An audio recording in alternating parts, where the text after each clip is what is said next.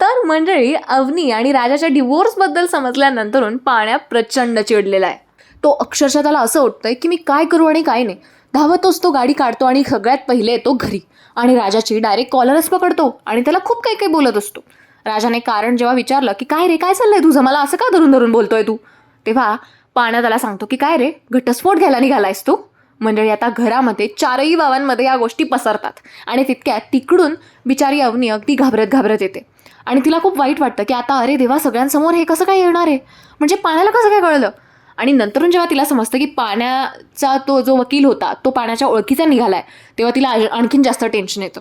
मंडळी, आता मागून अवनी अत्यंत मोठ्याने ओरडते आणि म्हणते पाण्यात त्याचा दोष नाही आहे, तू राजाला का बोलतोयस, घटस्फोटाबद्दल मी बोलली होती, मी मागणी केलेली आहे घटस्फोटाची, त्याने नाही.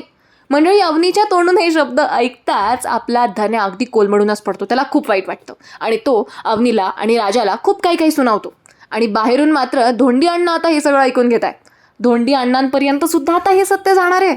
आता तुम्हाला काय वाटतं काय होईल, जाणून घेण्यासाठी आजचा भाग शेवटपर्यंत बघा आणि नुसतं बघू नका, चॅनलला सबस्क्राईब करा, त्या बाजूला असलेलं बेल आयकॉनचं बटन प्रेस करायला विसरू नका, व्हिडिओला लाईक करा. आणि मंडळी, वळूया आता आपल्या आजच्या भागाकडे. तर मंडळी, होतं काय, सगळ्यात सुरुवातीला आता ही आपली जी अवनी आहे ना, ती किचनमध्ये असते आणि तिच्यासोबत असतो धन्या. ते मस्तपैकी बिर्याणीचा बेत करत असतात. कारण जेव्हा यशा घरी येतो ना, यशदाला ना असं डोकं दुखत असतं, त्याला खूप त्रास होत असतो. त्याला गरमागरम कॉफी आता अवनी देते आणि त्याला ती त्याला म्हणते की आज तुम्ही रिलॅक्स करा, आजचा स्वयंपाक ना आम्ही करतो. मंडळी, आता अवनीला बिर्याणी तर बनवता येत नसते, पण ती ट्राय करेल असं म्हणते. ती म्हणते की आज तुम्ही शांत बसा यशोदा, आजचा स्वयंपाक मी करते. आता यशाला सुरुवातीला म्हणत असतो की नाही नाही, तुम्ही कशाला त्रास करून घेताय, नाही नाही नको, मी करून घेतो व्यवस्थित. तेव्हा अवनी म्हणते हा असू देत, करते ना मी कधीतरी, मला येतं तसं, पण म्हणजे एवढं खास नाही येत तुमच्या इतकं, पण मी करायचा प्रयत्न करेन. आता धन्या पण म्हणतो की हो ना दादा, मी वहिनीला मदत करतो, मला मजा येईल. मंडळी, धन्या आणि अवनीचा बॉन्ड खूप चांगला झालेला असतो, अगदी आई मुलासारखा किंवा भाऊ बहिणीसारखा. त्यामुळे धन्या खूप एक्सायटेड असतो अवनीसोबत स्वयंपाक करायला, तिला मदत करायला. त्यामुळे तो आता म्हणतो यशदा करू दे ना आम्हाला. तेव्हा यशा कशी तरी परमिशन देतो आणि मंडळी, अवनी आणि धन्याने मस्त बिर्याणीचा बेत आखलेला असतो. अवनी आता तांदळाचा अंदाज घेत असते आणि ती धन्याला विचारते की दरवेळेस यशादा कसं काय अंदाज घेतात. आता धन्या तिला सांगतो की यशादा असं करतो, यशादा तसं करतो आणि त्याप्रमाणे आता अवनी ते तांदूळ वगैरे मोजत असते. आणि अजून काय काय गोष्टी लागतात बिर्याणी बनवायला, त्या सगळ्या वस्तू आता धन्या तिला आणून देतो.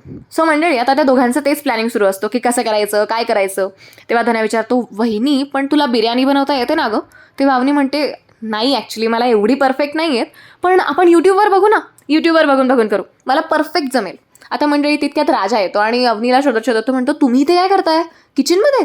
तेव्हा अवनी म्हणते हो, आज ना मी बिर्याणी बनवणार आहे, पण मला यूट्यूब चालू करून देशील राजा प्लीज. काय ना, माझा फोनची बॅटरी नाही आहे. तेव्हा राजा म्हणतो हो करतो ना, हे घ्या फोन, पण फोनची का गरज. ती म्हणते की मला यूट्यूबमध्ये बघून आता बिर्याणी बनवायची आहे. तेव्हा राजाला कळतं की ही आता नक्कीच काहीतरी गोंधळ घालणार आहे स्वयंपाकात, पण तरी तो तयार असतो. तो म्हणतो की ठीक आहे ना, काही प्रॉब्लेम नाही, हे घ्या. मंडळी, आता राजा फायनली त्याच्या फोनमध्ये यूट्यूब चालू करून देतो आणि बिर्याणीची रेसिपी बघत आता अवनी बिर्याणी करायला घेते. ती बिर्याणी करायला घेत असते, कापकूप करत असते, धन्या पण तिला मदत करत असतो आणि राजा बिचारा फ्रेश होत असतो. तो फ्रेश होऊन हॉलमध्ये येतो आणि मंडळी, तितक्यात पाण्याची सवारी येते गाडीवर. म्हणजे त्याची गाडी इतकी फास्ट आणतो तो आणि गाडी स्टॉप करतो, गाडीचं स्टँड लावतो आणि इतक्या संतापात पळत येतो घरामध्ये की काय सांगू. तो संतापात येताबरोबर सगळ्यात आधी राजा करत येतो आणि राजाची कॉलरच धरतो. सगळ्यात आधी तो राजाच्या अंगावर धावून येतो आणि म्हणतो राजा, तुला लाज नाही वाटली काय रे, एवढ्या टोकाचं पाऊल उचललंस आणि आम्हाला घरामध्ये साधी भनक पण नाही पडू दिली. कोणाकोणाला माहिती आहे हे घरामध्ये, म्हणजे घरामध्ये मला ज्या गोष्टी माहीत नाही आहे त्या गोष्टी आता मला बाहेरून समजणार आहे का, ते पण तिसऱ्याच व्यक्तीकडून. अरे थोडी तरी लाज बाळग, लग्नाला 2 महिने सुद्धा झालेले नाही आहे तुझ्या आणि तू घटस्फोट घ्यायला निघालेला आहेस. तेव्हा राजा म्हणतो अरे कोण बोललं तुला हे, आणि शांत हो, माझी कॉलर अशी पकडली आणि तू मला विचारलंस काय खरं आहे की खोटं आहे. तेव्हा पाण्या म्हणतो खरं आहे की खोटं आहे करायची वेळ नाही आहे. तुझ्या वकिलाकडे गेला होतास ना, त्या वकिलाला मी 5 वर्षापासून ओळखतो आणि आज तो गाडी रिपेअर करायला आलेला होता.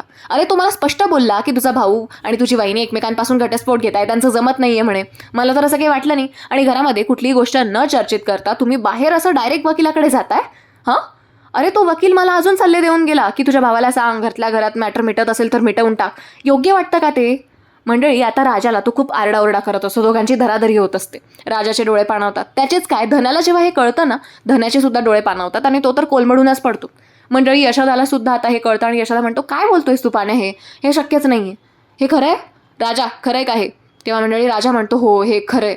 मंडळी, आता सगळेजण राजावर खूप ओरडत असतात आणि तितक्यात मागून आवाज येतो की नाही, त्याची चुकी नाही आहे, त्याला नका बोलू काहीच. मंडळी, आता सगळे मागे वळून बघतात तर तो आवाज असतो अवनीचा. अवनी म्हणते की राजाची काहीच चुकी नाही आहे. घटस्फोट मी मागितलेला आहे त्याच्याकडे आणि मी गेली होती घटस्फोटाबद्दल बोलायला. त्याचा काहीच दोष नाही आहे याच्यामध्ये. घटस्फोट मला हवा आहे. तो मला शब्दाने सुद्धा बोललेला नाही आहे. तुम्ही त्याच्यावर का ओरडताय? आता मंडळी, अवनीचा हा आवाज ऐकून धन्याचा तर आणखीन जास्त हार्टब्रेक होतो. तो म्हणतो, काय वहिनी, तू डिवोर्स घेते म्हणजे तुला आमच्या सगळ्यांपासून दूर जायचं आहे? हे हे हे खोटं आहे ना वहिनी, तू मजा घेते ना आमची, खोटं आहे ना हे सगळं? तेव्हा अवनी म्हणते, नाही धन्या, वास्तविकतेत ये, असं काहीही नाही आहे. आता यशा म्हणतो, काय कारण काय आहे, म्हणजे मला कळलं नाही आणि मला तुम्ही सांगितलंही नाहीत. आता अवनी म्हणते की म्हणजे मंडळी, थोडक्यात सगळेजण आता अवनीला कारणं विचारत असतात, अगदी यशोदासुद्धा. अवनी म्हणते की लग्न कशा अवस्थेत झालेलं आहे हे तुम्हाला चांगलंच माहिती आहे. घाई गडबडीत झालं आहे किंवा जे काही झालं आहे ते सगळं खूप घाईघाईत ठरलेलं आहे आणि मला माझ्या आईवडिलांकडे परत जायचं आहे अशी माझी इच्छा आणि म्हणून मी डिवोर्स मागितलेला आहे. मंडळी, हे कारण एकदम फालतू आहे, त्यामुळे हे कारण धन्याला पटत नसतं. धन्या म्हणतो, नाही नाही नाही वहिनी, तू खोटं बोलतेस. तुला आठवतं आहे का, आपण जेव्हा तुझ्या घरी गेलो होतो, तुझ्या आईने मला घरात घेतलं नव्हतं तरी सुद्धा तू माझ्या बाजूने आईशी बोलली होतीस. बघितलं होतं मी तुला, म्हणजे तू ज्या पद्धतीने मला सांगत होती की हा माझा लहान धीर आहे वगैरे वगैरे. नाही नाही वहिनी, तू असं करूच शकत नाही. म्हणजे वहिनी, आतापर्यंत आपला जो बॉन्ड क्रिएट झाला होता, आपलं फिरणं येणं, आपलं सोबत राहणं, हे सगळं खोटं होतं का गं?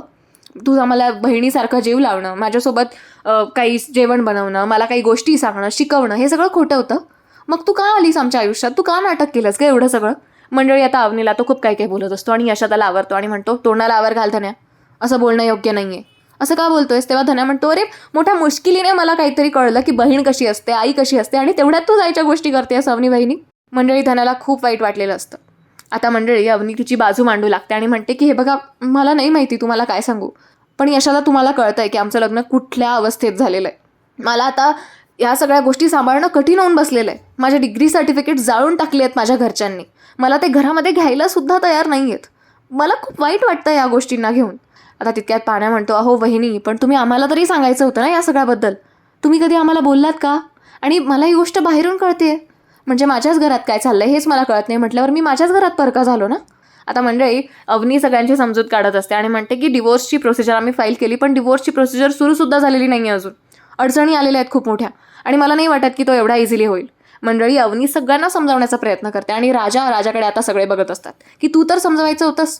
तेव्हा राजा म्हणतो की मी काय बोलणार आहे, त्यांची इच्छा नाही आहे म्हटल्यावर मी त्यांच्यावर जबरदस्ती का बरं करू?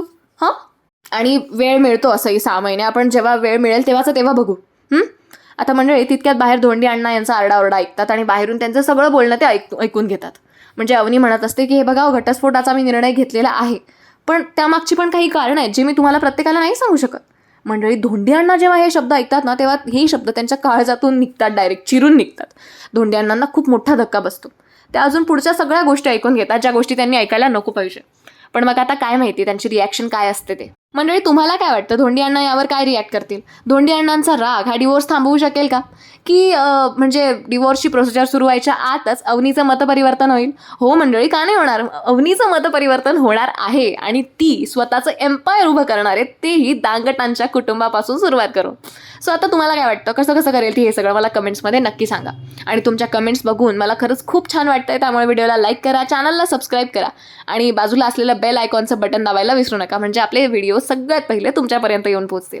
चला तर मंडळी, वेळ झाली आहे थांबण्याची. भेटूया लवकरच. धन्यवाद.